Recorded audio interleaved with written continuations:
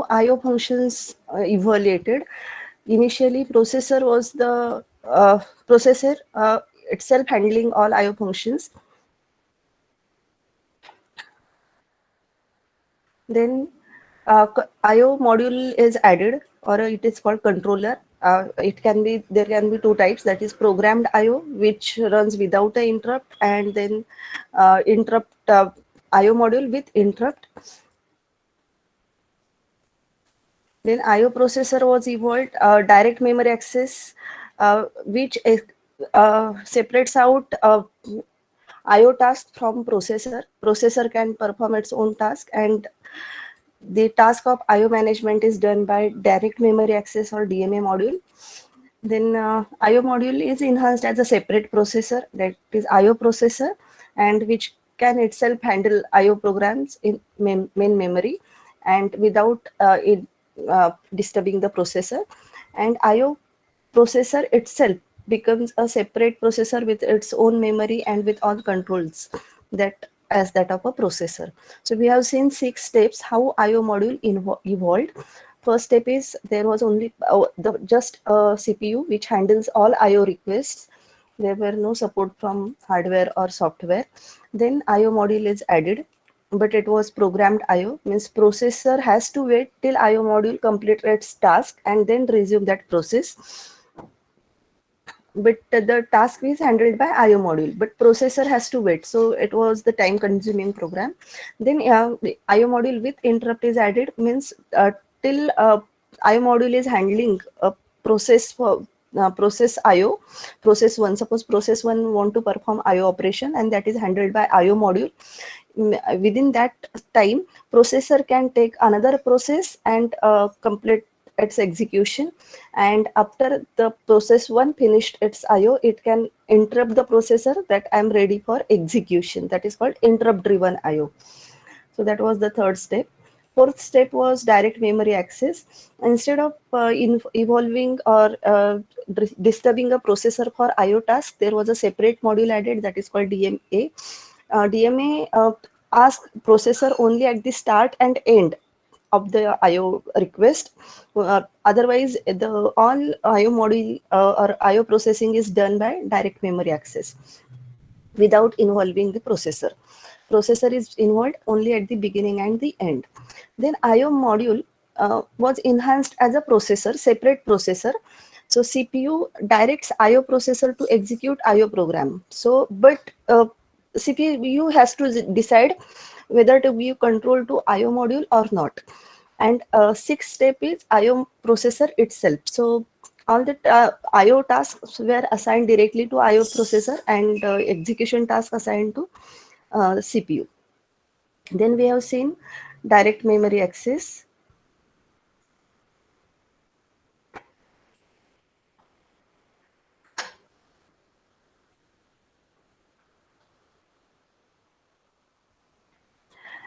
Direct memory access means processor delegates IO operation to DMA module, and DMA module transfer data directly to and from memory. And when complete DMA module, then it will send an interrupt signal to a processor. And we have seen how DMA module can be configured. There can be two different types of configuration, that is single bus, then IO bus. In case of single bus, a single bus which is detached with DMA, processor, IO and DMA, they are attached to a single bus. We have seen block diagram of DMA and DMA configuration.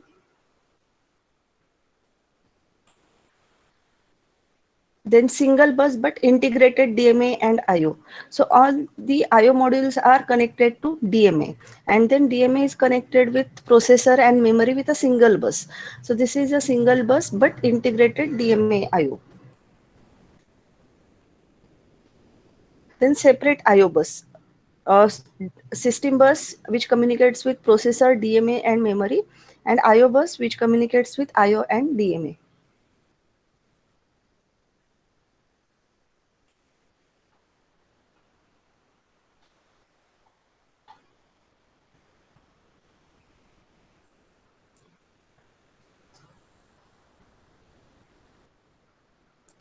And in previous last lecture, we have seen IO buffering, why buffer is required, because all IO devices speed is very slow than CPU or memory. So processor must wait for IO to complete before proceeding. And to make it more efficient, uh, some tasks can be done in prior to that task. Suppose you are reading a file and you are reading line by line. So we can have a buffer which can read without a request from CPU prior to the request from CPU in a buffer, and whenever CPU request, the lines or the code is ready for the CPU. No need to wait for to open a file, read data directly from a file. So that is already there in main memory. So that's why we need a buffer. There are two types of buffering: block oriented. Block oriented means you are reading a block in a size of KBs or MBs, like a structure. You are reading fixed size blocks. And stream oriented means you are reading character by character or byte by byte, depending upon the size of data.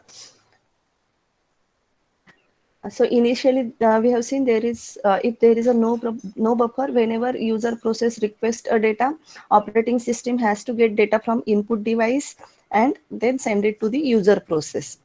So it takes a time to read data from input device and then send to the user process. When there is a single buffer, operating system in advance can read data in a buffer, and whenever user process asks for that data can be moved to the user process.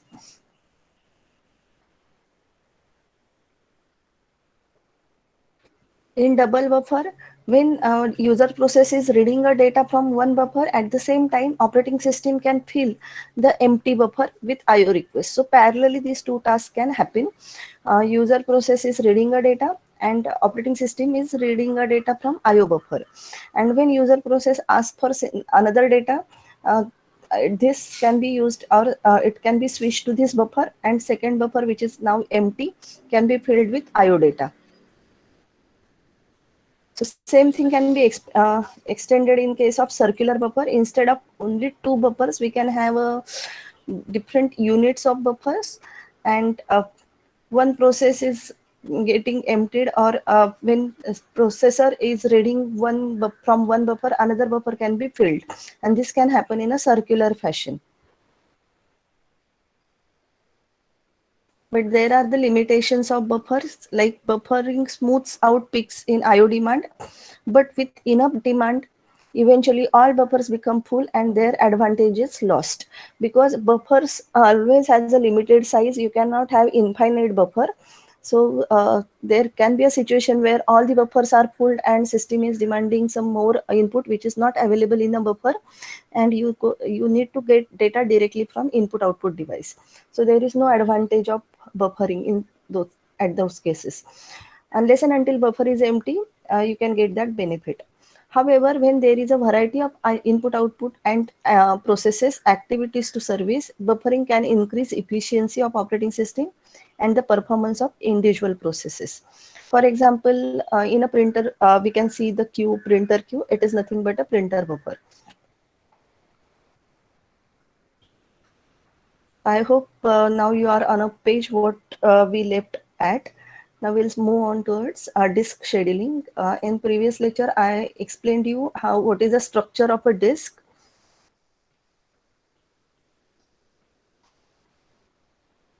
So in disk structure, here disk that we are talking about is secondary disk or hard disk. Hard disk drives are addressed as large large one-dimensional array of logical blocks. We assume that now you know the array, concept of array, right? So you can assume that it is a large array of logical blocks, and with a logical block is nothing but smallest unit of transfer.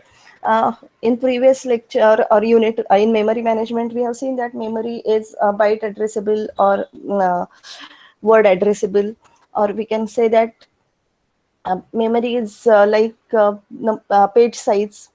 We can refer memory with its page size: 32-bit memory, 32-bit OS, or 64-bit OS. So that 32-bit or 64-bit is nothing but a page size.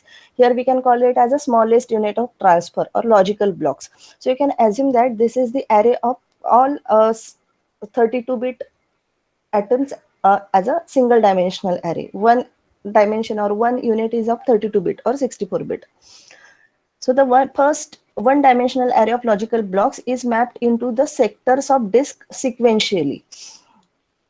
Sector 0 is first sector of the disk track on the outermost cylinder, and mapping proceeds in order through that track when the rest of the tracks in that cylinder, and then through the rest of the cylinders from outermost to innermost.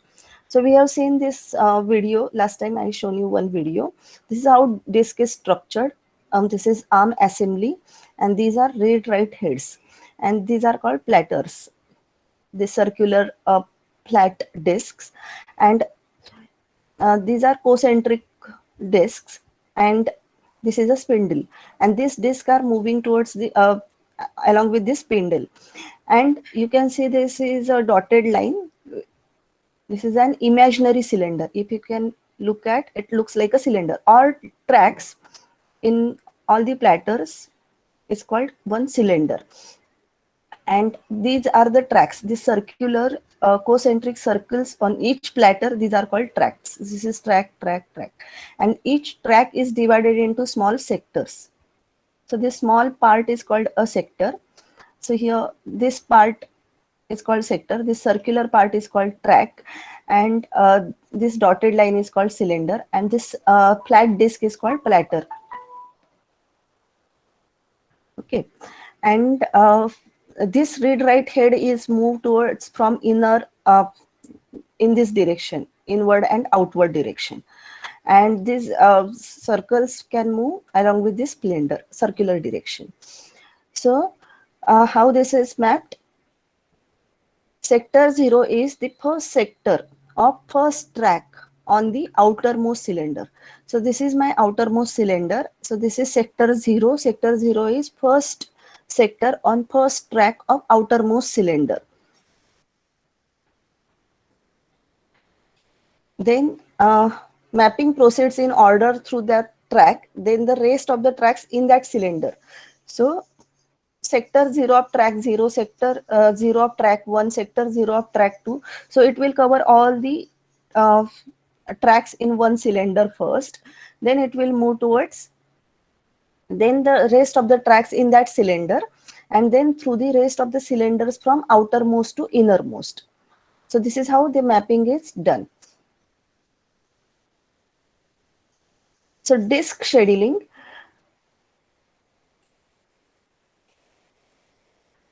Now what happened is you are requesting a data or a program, means a program is executing in main memory, and it requests some data. It want to read data or a file or something from hard disk. So in that case, it requests to main memory requests to a file management or disk management to read that data, and that data may not be on the sequentially loaded. We have seen there are two types of memory management, contiguous and non-contiguous. So data is scattered throughout the hard disk, and that is a request. You have to read the data from this cylinder or this track or this sector, and that is how you have to read the data. And to read a data in efficiently, there are some disk scheduling algorithms we have to study. Operating system is responsible for using hardware efficiently. So for disk drives, this means having fast access time and disk bandwidth. So you need for reading or writing data from a disk or to the disk, it should happen fast. And disk bandwidth means number of bytes that you want to transfer to the disk, or number of bytes or data you want to read from the disk. So that number of data and the time required to transfer that data from or to from the disk should be happened efficiently. And this is called access time. It has two major components. One is seek time. Seek time means first you have to reach to that particular sector where you want to read the data. So the time for the disk are to move head to the cylinder containing that desired sector. So this is the head, and you want to move head to that desired cylinder. These are the cylinders, outermost cylinder to innermost cylinder. So you need to move this read-write head to that desired cylinder. That is called seek time. For the disk, to move the head to the cylinder containing the desired sector. And rotational latency, now you have moved that head. Head is on this cylinder, but you want to read data from this particular sector. So you need to move this platter circularly and bring this sector under this head. So you need to move this cylinder or disc along with this spindle in circular fashion, and you need to bring this particular sector under this head. So that is called rotational latency. Rotational latency is the additional time waiting for the disk to rotate and desired sector uh, to the disk head. So first time, that is seek time, is to move read write head inward and outward fashion to reach to that particular cylinder, and then move that disk, rotate that disk such that that particular sector should come under that read write head. That is rotational latency. So we want to minimize this seek time. We want to minimize this seek time. So to minimize this uh, seek time is directly proportional to seek distance. So disk bandwidth is the total number of bytes that we want to transfer divided by the time between the first request and the completion of the last transfer. So what is a bandwidth? Time required to read data or write data from the disk. So read data means what is the data? Number of bytes. So total number of bytes you want to transfer means write to the file or write to the disk or read from a disk. So this bandwidth is divided by the total time between first request, when you request first byte, and when your task complete. So that is the number of bytes divided by time required will give you the disk bandwidth. So we have to learn 4 algorithms for disk scheduling, that is FCFS, then SRTF, uh, then we have scan and cscan. So we are going to learn 4 algorithms.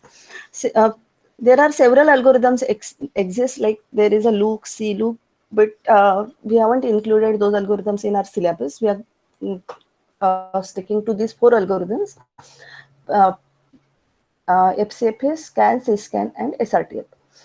So let's start with FCFS.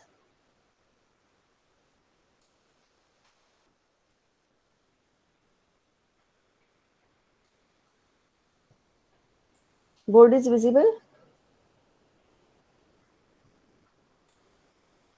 Can you see the board?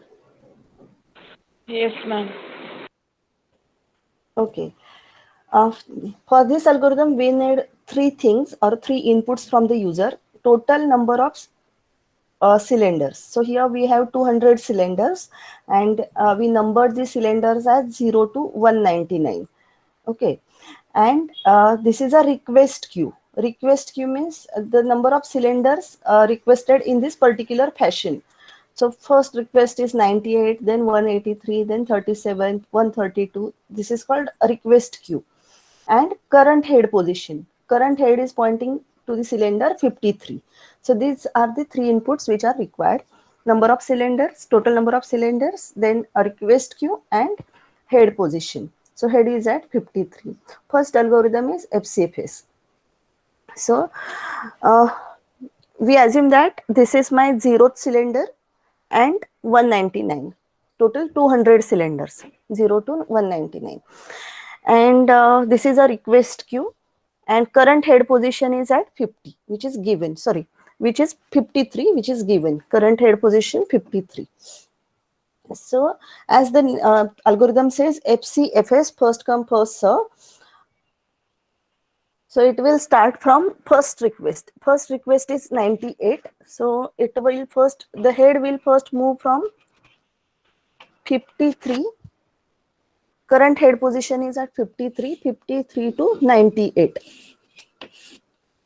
Current head position is 53. First request is 98. So it will move to 98. Then request is 183. So suppose this is 183. So head will move towards 183. Next request is 37. So we assume that this is 37. So this is a direction of head, and head will move from 183 to 37. Then from 37 to 122. So we assume that this is 122. So from 37 to 122. Then 14. So head will come back from 122 to 14. Are you getting?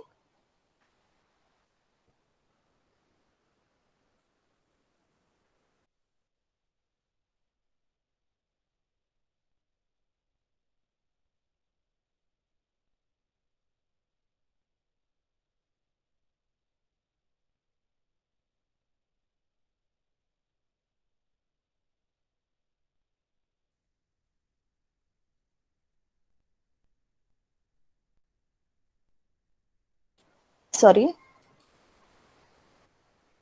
Is it visible? Are you getting how head is moving?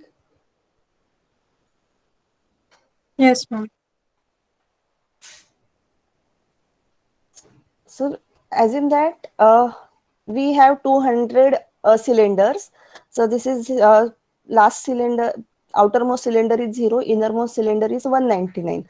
And these are the request to move the heads. So current head position is at cylinder 50. And then we have to move head at 98 position. So it will move inwards till 98. Then next request is 183. So it will move towards 183. Then 37, 122, 14. Similarly, head will move like this. So first is at 53. Just a minute.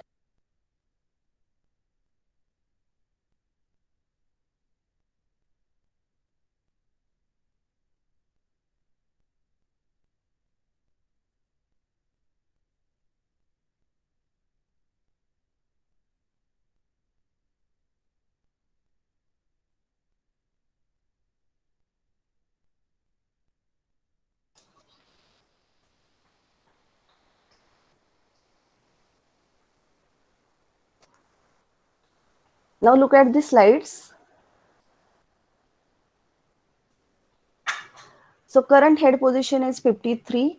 Then it will move to 98. Then 183.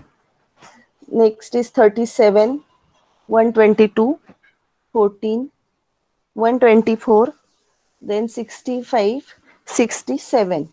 This is 65 and 67. Then what we have to do with this? We have to calculate a distance traveled by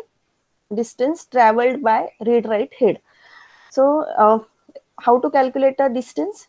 So current head position is 53. Next head position is 98. So 98 minus 53. Then next is 183. 183 minus 98. So we have to calculate this distance like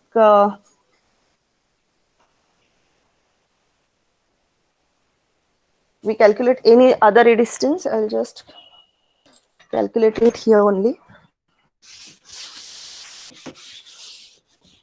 Total distance traveled by the read write head. Keep this diagram in front of you or the graph how a read write head move. So it is from 53, head position was 53. So 98 minus 53. Note that distance should come, distance is always positive. So it is 98 minus 53. 45. Minus 43. It is 55, na? 45.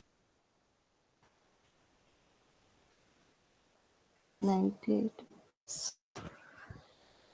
53. It is 45. Correct.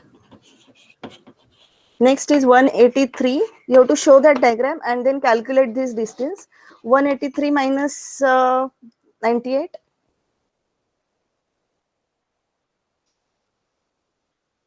85. Then next is 37. 183 minus 37.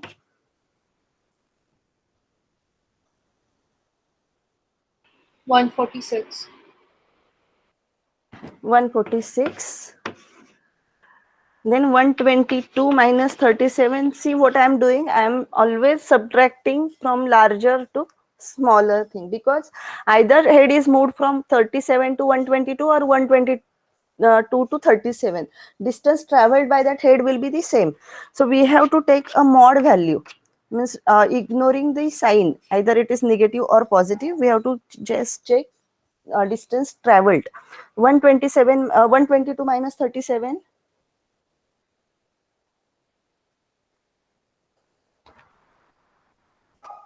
It is 85 again.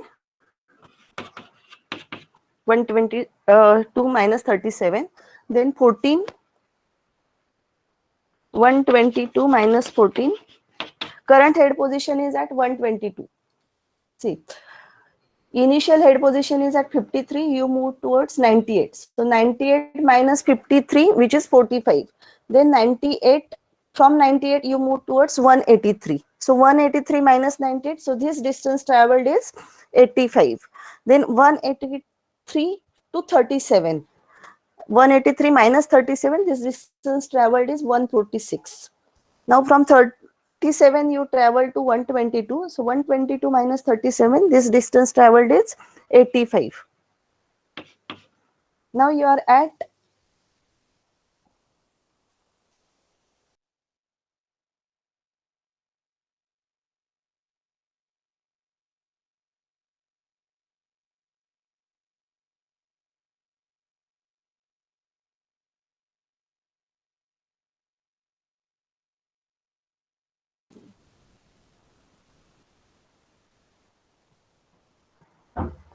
122 minus 14. It is 122 minus 14. 108. Then 122, 14. From 14 to 124. So 124 minus 14. So it is 110. Then 124 to 65. 124 to 65. What is the distance? 59. Yes, it is 59. And from 65 to 67, the distance traveled is 2. Calculate the total distance traveled. Addition of all these distances.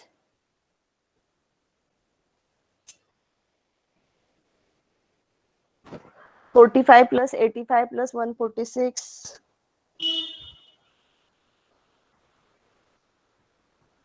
85, 108, 110, 59 and 2.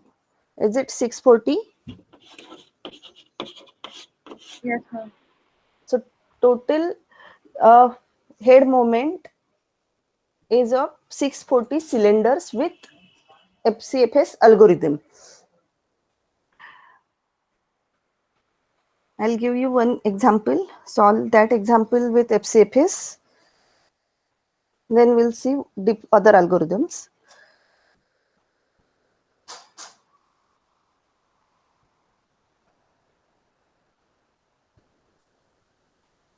Wait a minute.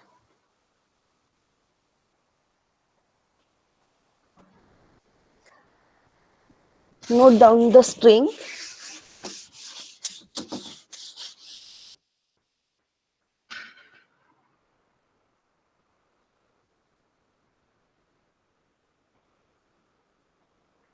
$55, 58, 39, 18, 90, 160. Sorry.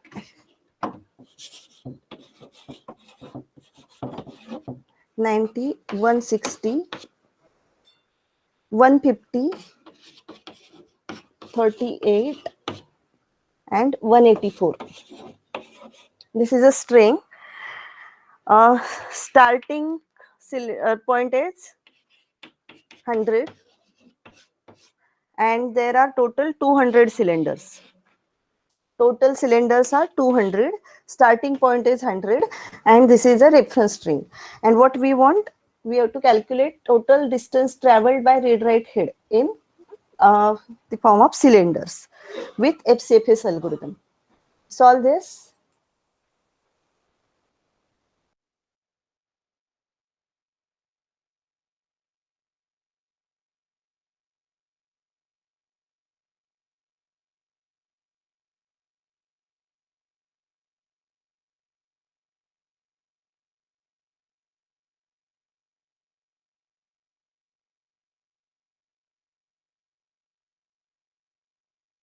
Ma'am, could you repeat what 200 is?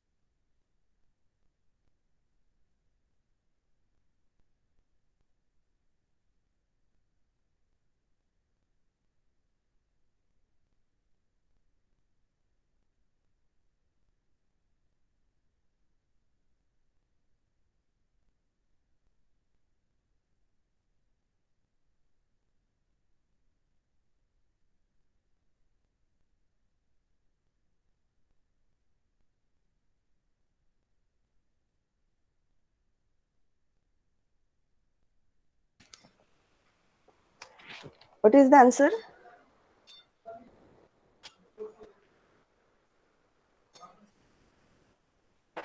Ma'am, Hmm? the range will be 0 to 199, na, if it is 200, Yes, it is 0 to or 199. 0 to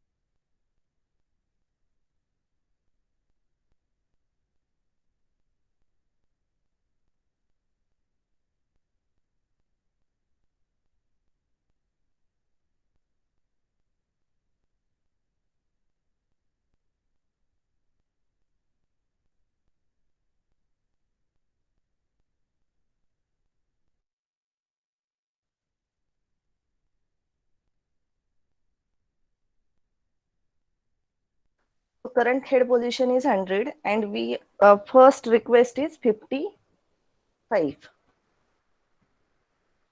So 100 minus, can you able to see this document? Is it visible? I have shared one Google Doc.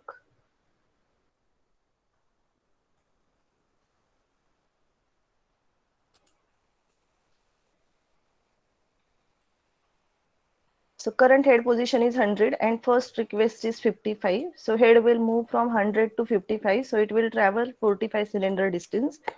Then it is at 55 and next request is 58. So 58 minus 55.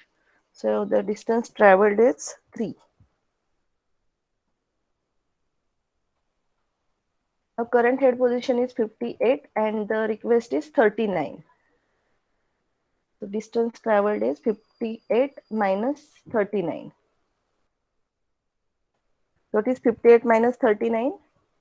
19. Correct. It's 19. Then from currently head is at 39th position and next request is 18. So 39 minus 18.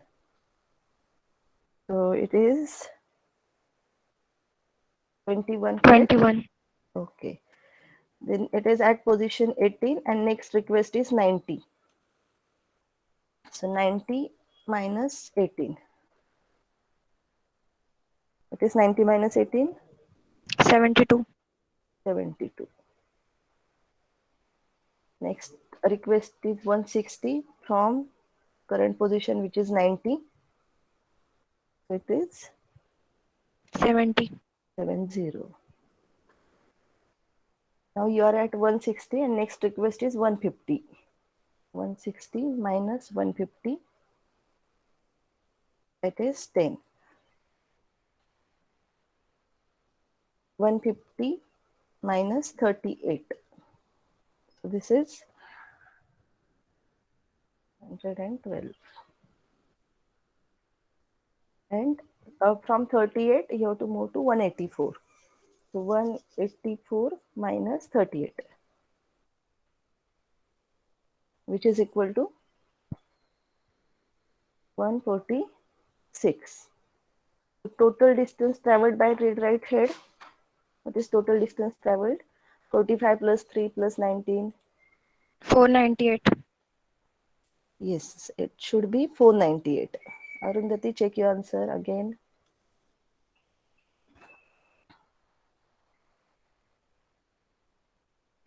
It should be 498. This is FCFS algorithm. I hope it is clear. Just simple subtraction and addition. What you have to remember is current head position and total number of cylinders.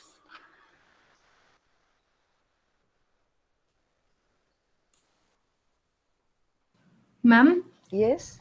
ma'am, the string values that we are using, so are these values passed by the processor to the hard disk, stating that from these values the data has to be read, or Yes, yes, yes. okay.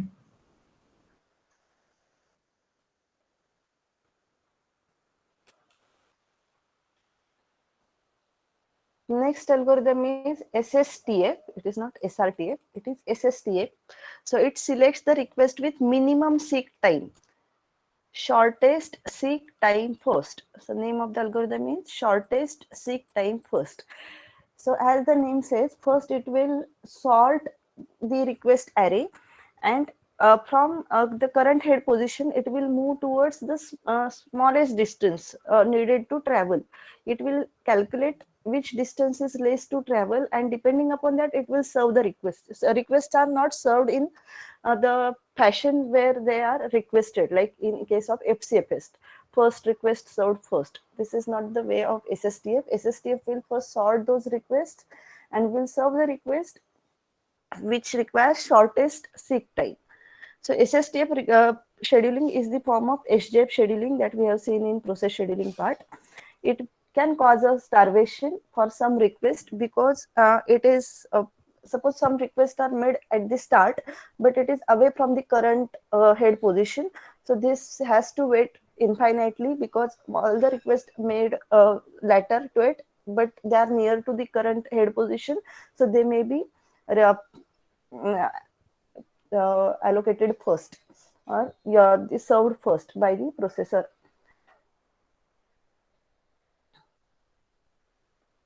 So again, we are taking this example.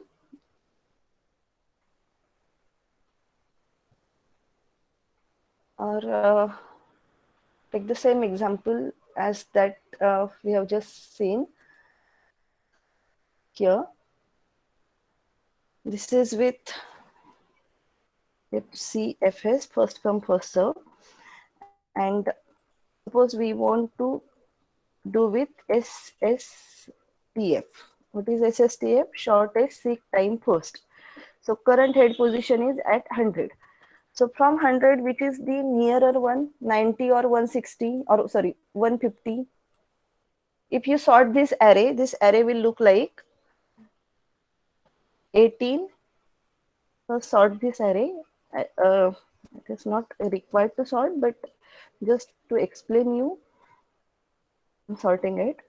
18, 38, 39, then 55, I think. 55, 58, then 90,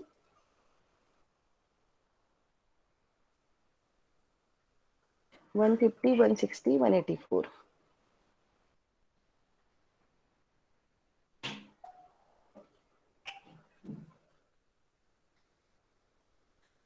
Total 9 cylinders, so 3, 3, 3, 9. It's correct.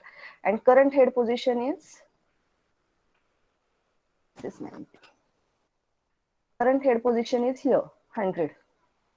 So from 100, which is close, 90 or 150? 100 minus 90 is 10, and 150 minus 100 is 40. So which one is close to the 100? It is 90, right?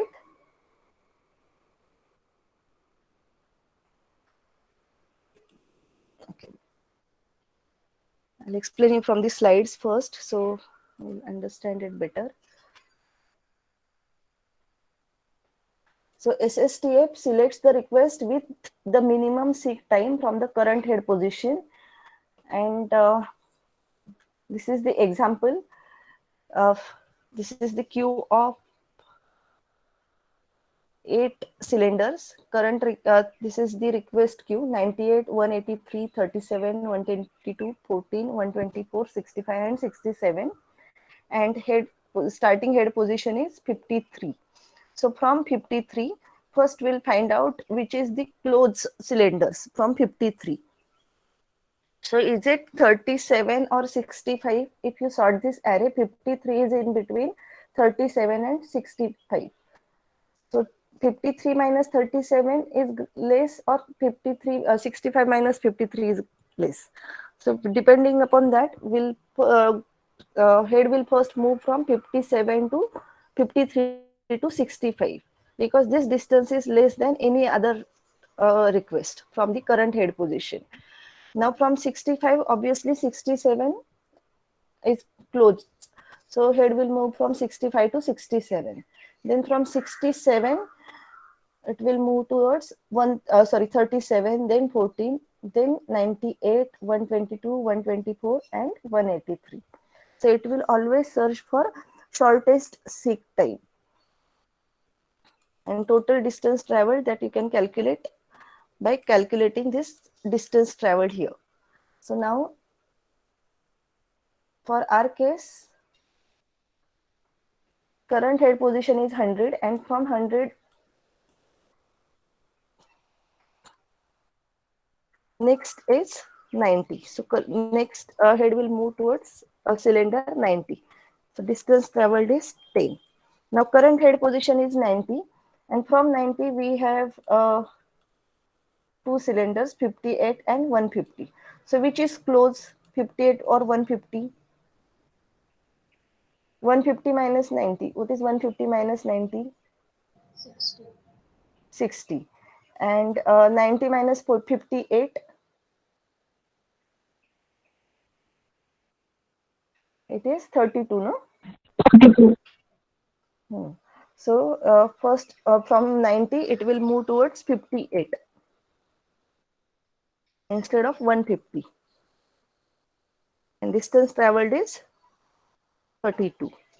Now current head position is at 50 and close cylinder is obviously 55. It won't go back again to 90. 90 is now served.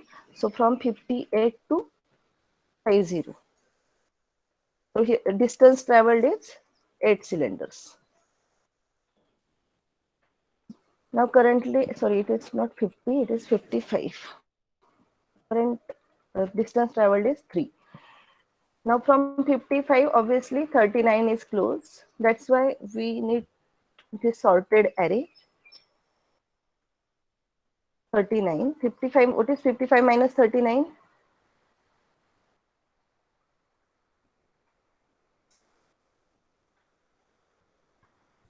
16.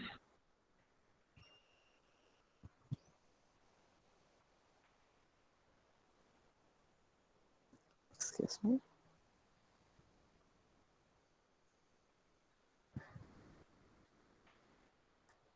It is 16.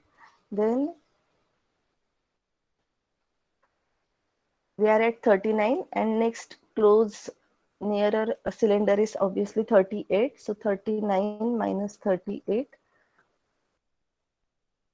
will result in one distance.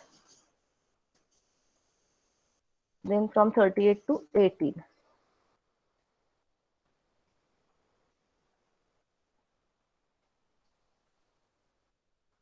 Distance traveled is 20. Now from 18, which is close one, what is remaining? 150, 160 and 184. So obviously close one is 150. It is 150 minus 18. Is 150 minus 18? 142. Then from 150, 160 is close. So 160 minus 150, this is 10. And from 160, last request is 184.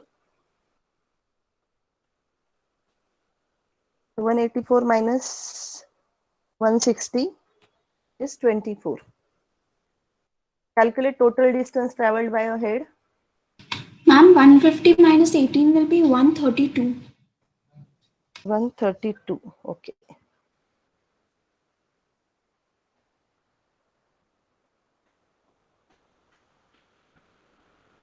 Yes, it is 132. What is this total distance traveled by head? 358.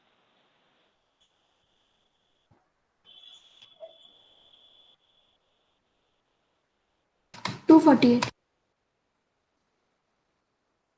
48. Check it with FCFS, it is 498. And with SSTF, it is 248. Which is efficient? SSTF for FCFS. What is the advantage of FCFS?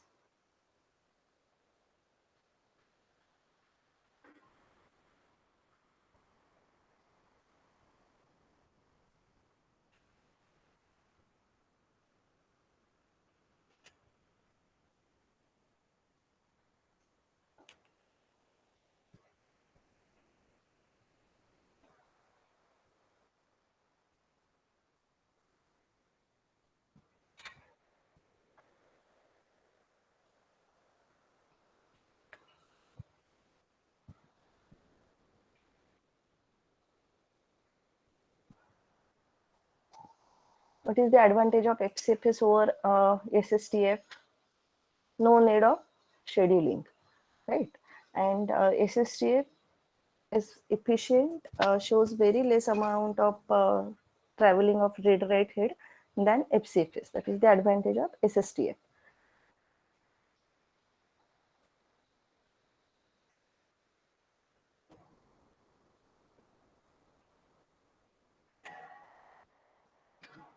Next algorithm is scan. Shall we start with next algorithm? Or you want more examples on this? Okay, we'll first go through all these algorithms, then I'll give you more examples. So scan. So the disk arm starts at one end of the disk and move towards other end, serving request until it gets the other end of the disk, where the head movement is reversed, then serving continues. This is also called elevator's algorithm.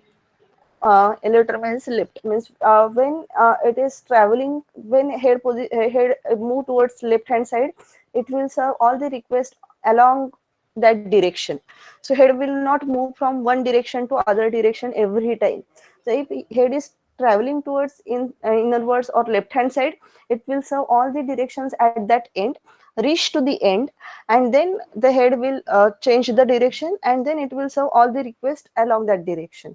So it is like an elevator, how our lift serves. So if you want to go upward, so if lift is going upward, it will stop at that floor which is requesting to move towards upward. Right. So in this case, this is the request. We are again taking the same array: 98, 183, 37, 122, 14, 124, 65, and 67. Head position is at 53. So assume that head is moving towards left hand side. So from 53, on left hand side there is 37. So it will first reach to the 37, then 14.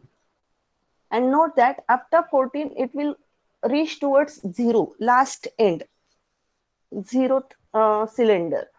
Even if there is no request for 0, it will reach to that end, and from that end it will change the direction. Head will change the direction, and then it will serve the request along with this direction, like 65, 67, 98, 122, 124, and 183. So head is moving towards left hand side, serve all the requests, and then change the direction, and then serve all the requests. So this is a scan algorithm. It is also called elevator's algorithm. And there is a small change in scan and C-scan. C-scan algorithm is circular scan. As the name is C-scan, C stands for circular. Provides more uniform wait time than scan. The head moves from one end of the disk to other and serving request as it goes. And when it reached the other end, immediately returns to the beginning of the disk without serving any request in a return tree, and treats the cylinder as circular list that wraps around from last cylinder to first cylinder. What I mean to say is, so assume that if head is moving towards right hand side, it will go till 183, and from 183 it will reach to this end, last end, which is 199, and from 199, in case of scan, when you return, you will serve the request, but in C scan, you will return directly from one. Yes. Ma'am, I think PPT is not visible. Now Oh, it is visible, okay, okay. ma'am. Sorry. You should have told me before, no? So this is a scan algorithm.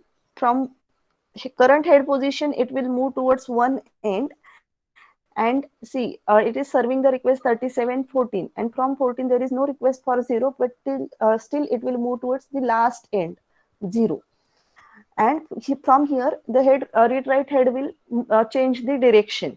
It was moving towards left hand side, now it will move towards right hand side and serve request while returning back, and it will stop at 183. It won't reach to 199. So it started from starting position, reach towards the one end, and then change the direction and serve all the request while a return trip.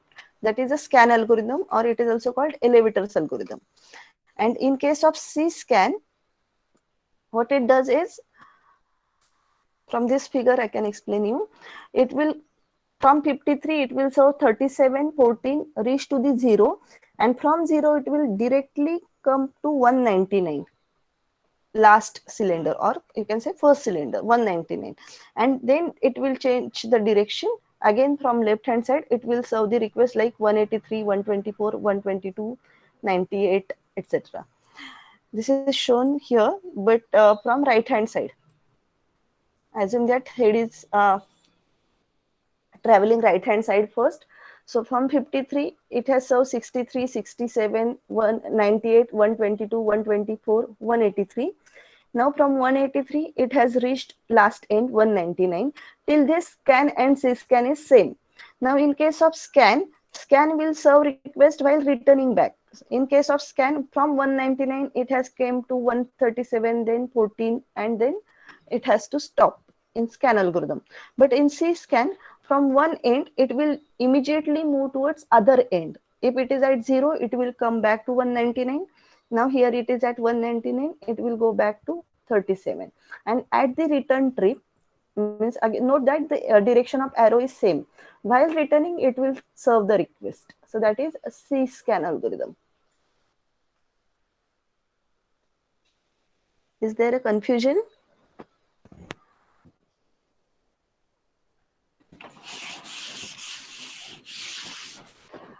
For simplicity, we assume that head is always moving towards left hand side first. For in case of scan and scan, even if it is not mentioned in your question, you can write like this key head, assume that head is moving towards left hand side first, and then you can start solving this problem. Now just how we have note down this string 55, 58, 39, 18, 90, 160, 150, 38, and 184, and solve this string for scan and scan. In next lecture, we'll discuss these algorithms again, and we'll solve it for more strings. Now let's stop here. Password for attendance is DISK. D is capital, DISK.